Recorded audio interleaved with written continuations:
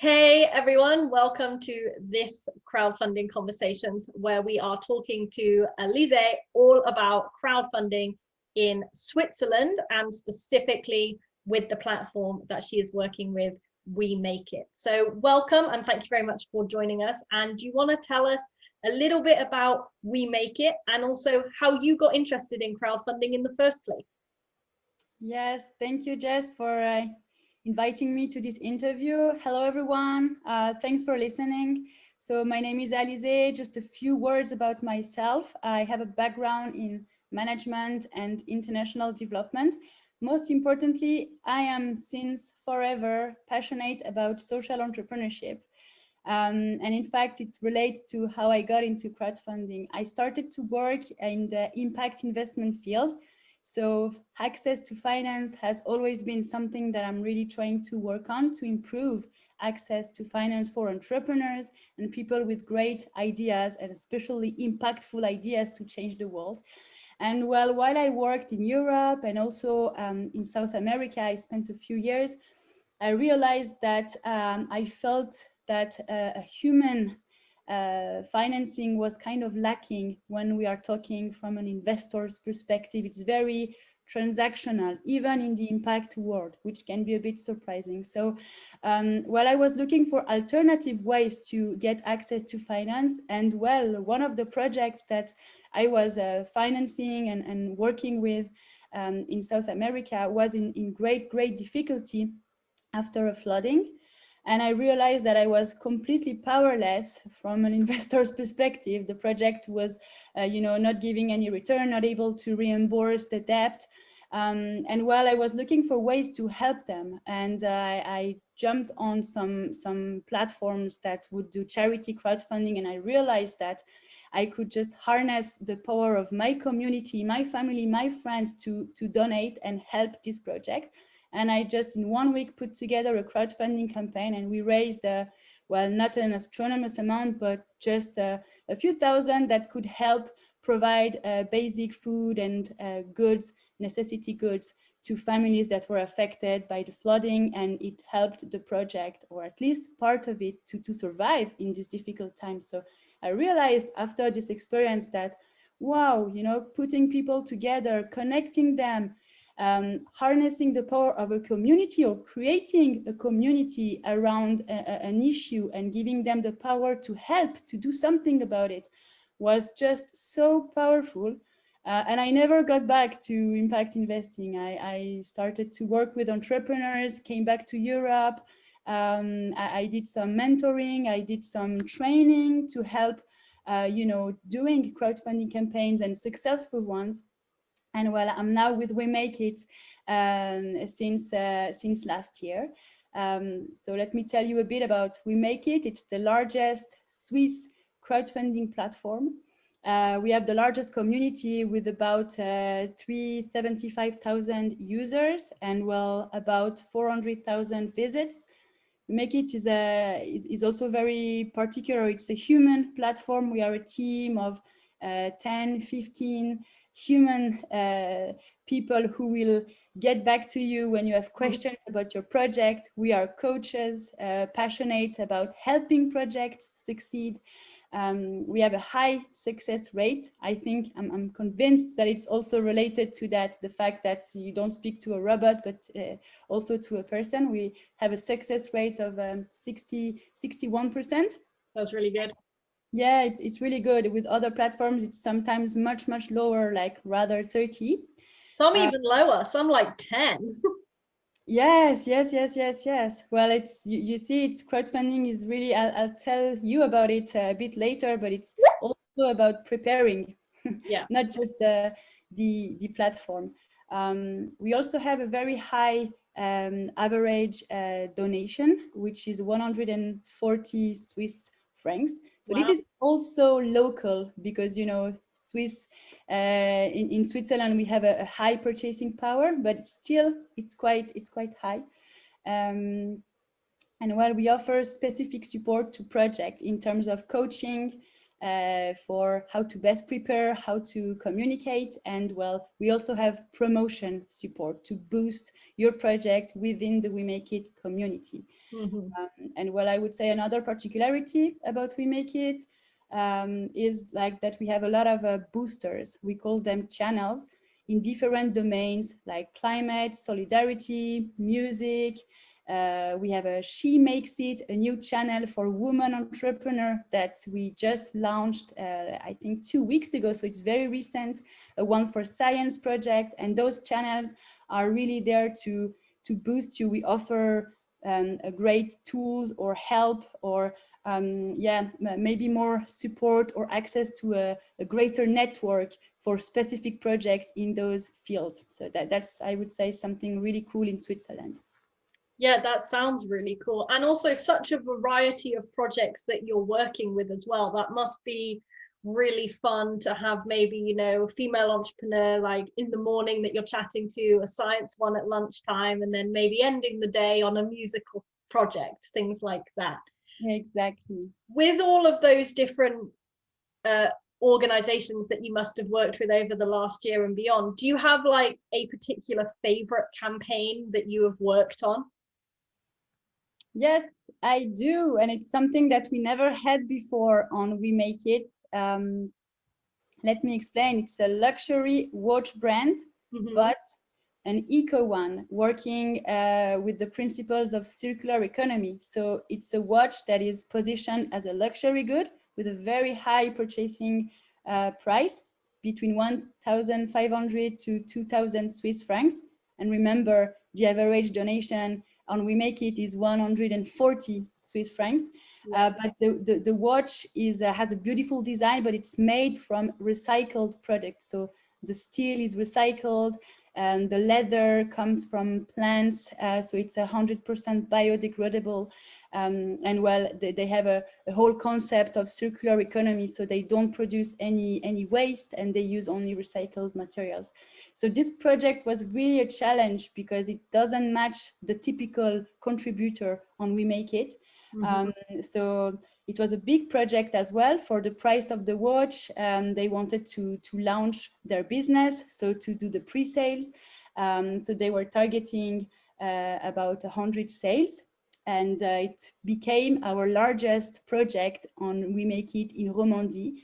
So they achieved 270,000 with 160 sales or pre-sales on We Make It. Wow. And I really like this project because, well, first, it's quite unique. It was very challenging, and it shows that crowdfunding is not just about putting a project on a platform, but it's really about communications and communicating. And they did a really good job doing so to have such a successful, sales level. So that's a cool project. If you want to know more about it, it's called ID Genève. And it's on We Make It. It's finished, but still, if you want to see the watch, they're quite beautiful. Yeah, and I mean, we'll put the link to that campaign underneath this video so people can go check it out as well and have a look at what they did, in case someone out there has an expensive, you know, product that they're looking to crowdfund and get some advice on. So if we look at Switzerland as a whole, how do you think the crowdfunding industry has changed over the last decade or few years? Wow, so that's a tough one, but I can tell you a bit about We Make It, and I also assume that the trend is going in the same direction. But first, I see really a wide spread of crowdfunding. When We Make It started more than about 10 years ago, it was really for creativity projects like artists, singers, you know, people doing like shows that wanted to promote themselves maybe independently from some labels. But now we have seen, wow, a wide variety of projects going from having a local shop to fashion, sustainable fashion, what else, co-working spaces, opening a coffee shop or a local zero waste shop. So I would say very large variety of projects, which shows that crowdfunding has, you know, penetrated a lot of different sectors of the industry. And also, I would say one of the sectors that is really growing fast is the climate sector. And we have a lot of climate related projects. I see it in Switzerland as a whole. The whole concept of circular economy is becoming super widespread. We have a lot of organizations promoting this. We hear about it more and more. It goes together with sustainability, with climate change. So this hopefully goes into the right direction. And well, maybe some other link that you can share, Jess, because I'm sure some project would be interested to show you like how the climate has become such an important topic. With We Make It, we launched a new booster, a channel called the Impact Fund, an incredible project. We Make It crowdfunded, so we asked our community to help us create a fund to boost climate-related projects. And well, it's the second year that we did this fund, and this year we reached 500,000 and even more. It was doubled by a foundation, yes. And the money will be used to support 20 climate-related projects. In fact, we have a call for projects that just started, and you can apply before the 1st of April. So check this out if you're interested. And we'll put that link for the call of application below as well. So with those people that gave to that crowdfunding that you're going to use for the fund, is that fund used as match funding for their campaigns, or is that fund used to help boost their preparations? What's that fund going to go towards for the winning clients? So we will select 20 climate related projects, and well, they will have half a year to put together a crowdfunding campaign. They will receive coaching from We Make It for free. Also, for this project, we won't charge any commission because they are climate-related project. And well, the fund will be used as a matching fund for the crowdfunding campaigns of those projects. So the objective is that each of the 20 projects successfully raises 25,000. That, if it's successful, will be doubled by the impact fund from We Make It. Awesome. That sounds very good. And I'm sure there are a lot of organizations out there that could really benefit from both the coaching and the match funding. So I suggest that they apply.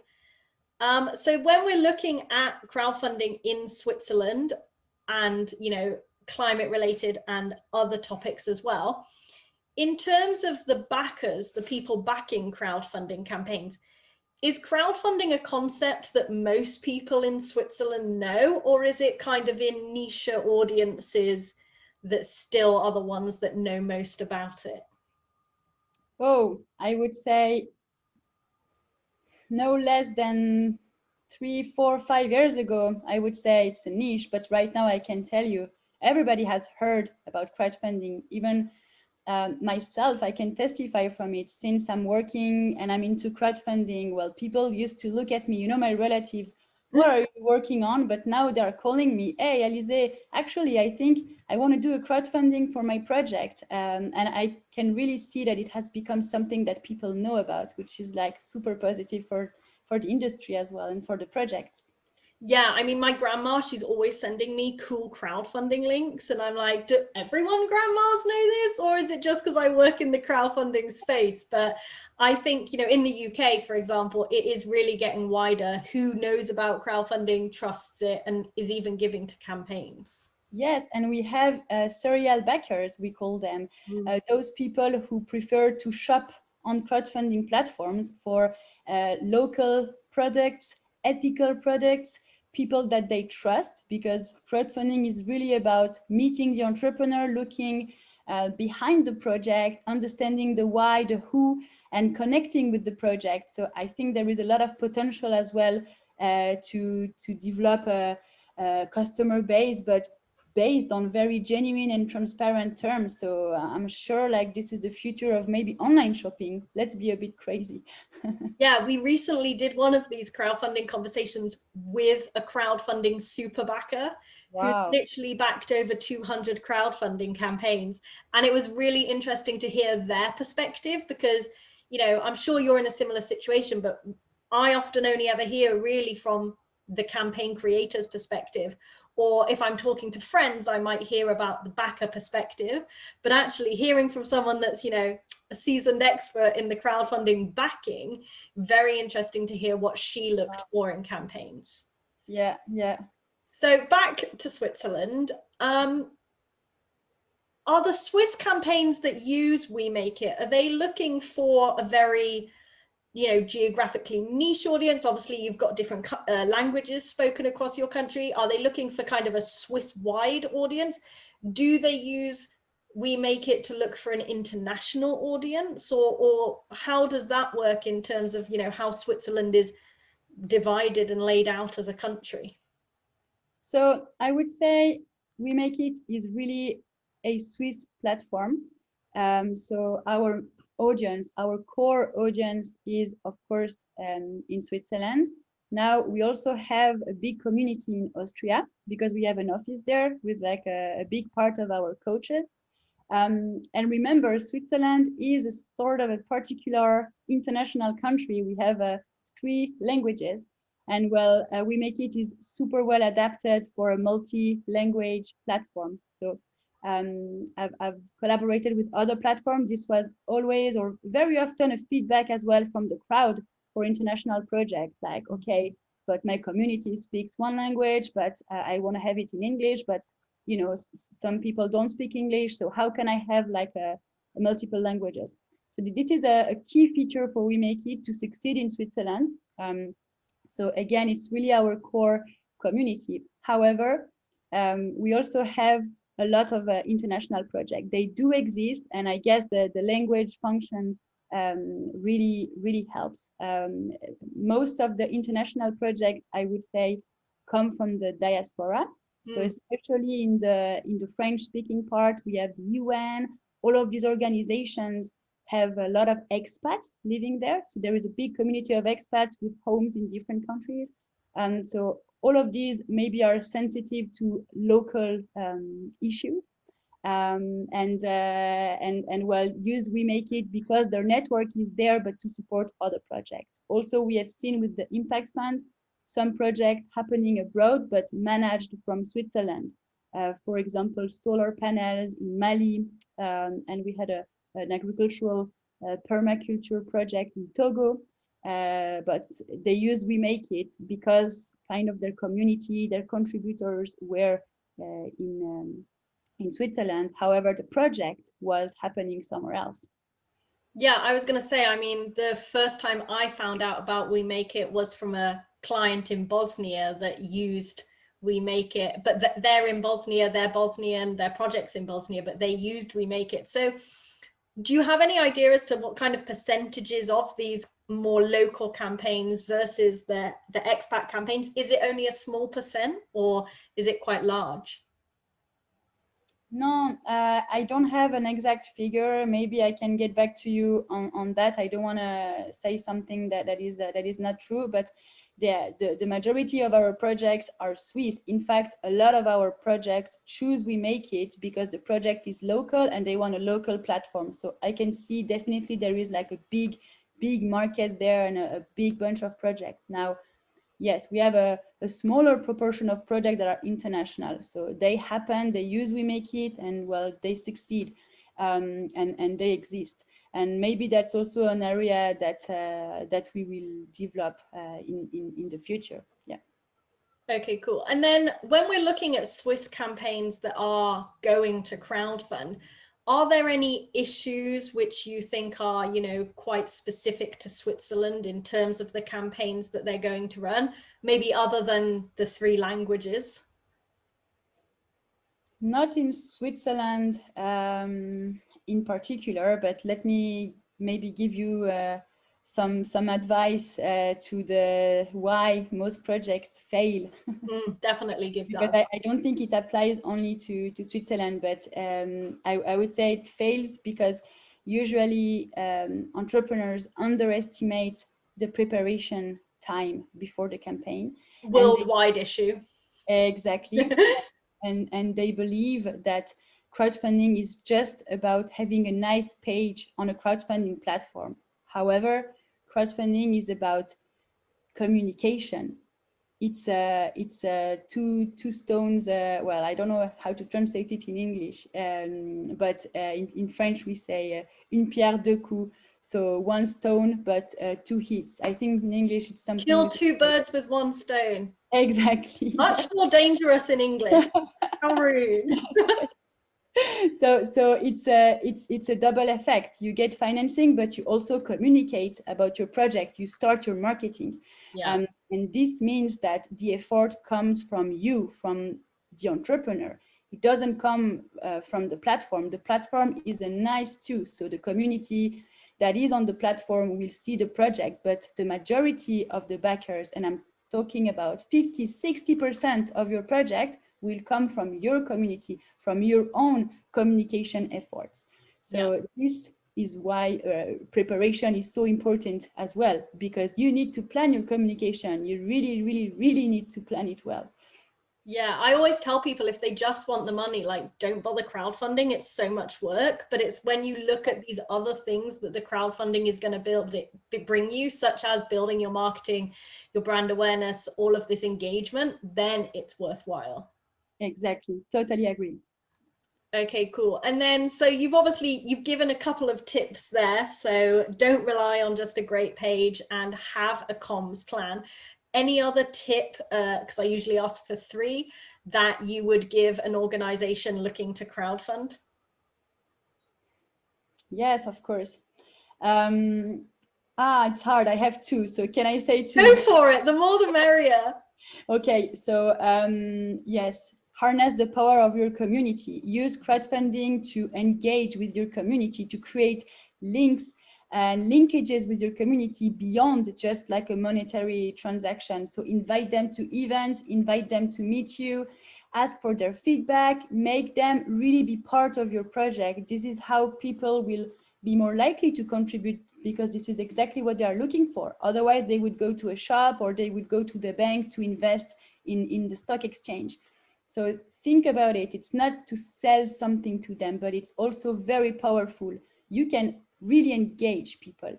And I think especially for charity-like projects, crowdfunding to spread a message, to engage volunteers, people for a cause is like super, super powerful. Mm-hmm.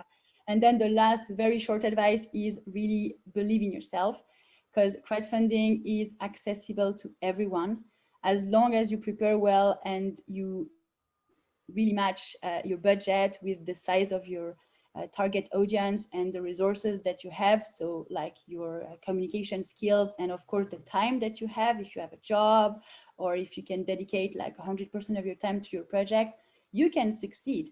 So everybody can do it. You just need to adapt maybe the amount to the reality of your situation, but don't be afraid, and you can be very surprised by all the support that you can get if you ask your community. Yeah, and I think that asking for the support is one of the key things to do before you really go into crowdfunding, because it's going to save you so much time and money down the long run. If you've got a friend that can make videos, or if you've got a friend that works in PR, asking for their help is going to save you time and money and effort. And so my last question is one I always ask everyone on these country conversations. So England, we're stereotypically very bad at asking for things, and especially asking about money or asking for money. And I always tell people, if they can get over that fear of asking for money, the chances are the person they're asking is going to be too embarrassed to say no. And then you're going to, hopefully get what you want out of that situation. So is this something that people in Switzerland suffer from? Is there any other kind of cultural stereotype or situation in Switzerland which can work against crowdfunding in any way? So I would say Swiss people might be similar to British people, because we are a shy and a very polite population. So it's true that it's difficult to ask for money. Now, what I think is that first, crowdfunding is becoming really more and more known, more and more even fashionable. I think I can use that word. Mm-hmm. And well, what works well in Switzerland is the reward system. So it's not just a donation, there is something in return. So you don't ask for money anymore, but you offer a great thing in return. And I can really see that this is what works. And this is what also helps break this barrier of like the fear of asking. You're not asking, you're offering something. And this is the typical scenario where people do their shopping on crowdfunding platforms, because you have such cool projects with like cool and new products. So that's what I can say. And maybe something else about Switzerland is really the language, and the fact that between the French speaking part and the German part, we have we call it the Röstigraben. So it's literally translated as the barrier of the Rösti. And the Rösti is a potato dish in Switzerland. And it's very different, the culture from one side to the other.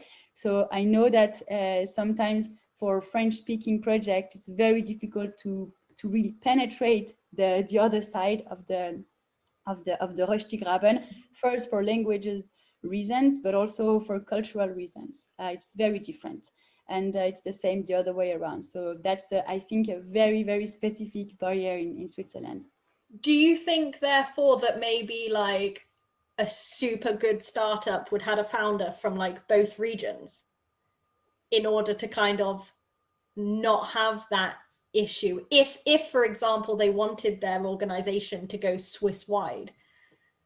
That could work, but also we see some successful projects where the founder lived some years in Zurich, so they have their own network there, or they have some contacts amongst like the media or newspapers locally on the other side. So I guess you don't have to have two founders, but it depends on the linkages that you have with like the other side. Yes. Yeah. Awesome. Okay. Well, thank you very much for taking time out of your busy day to come and speak to us about crowdfunding in Switzerland. I will put the links that you have mentioned underneath about the campaigns we've spoken about, especially about the new impact fund for climate projects, because that is going to be amazing. And obviously I'll also share just the We Make It website, so everyone can go have a look at all of the other campaigns. But as I said, thank you so much. And I'm wishing the We Make It team very well in Switzerland. And I hope as soon as COVID is over and travel can be lifted, that I will come to Switzerland and I will see these two sides of the cultures. And I'll be like, okay, let me remember GCSE French, let me remember GCSE German, and let's see how it goes. Yes, amazing. Thank you, Jess. It was a pleasure to meet you and, well, to talk about crowdfunding with like-minded, passionate people. So. Oh my God, yes. Like, I'm loving how much you love crowdfunding, because I'm like, finally, someone loves it as much as I do. Yes. Okay, have a great day. Thanks, and thanks for inviting me. Have a great day. Bye.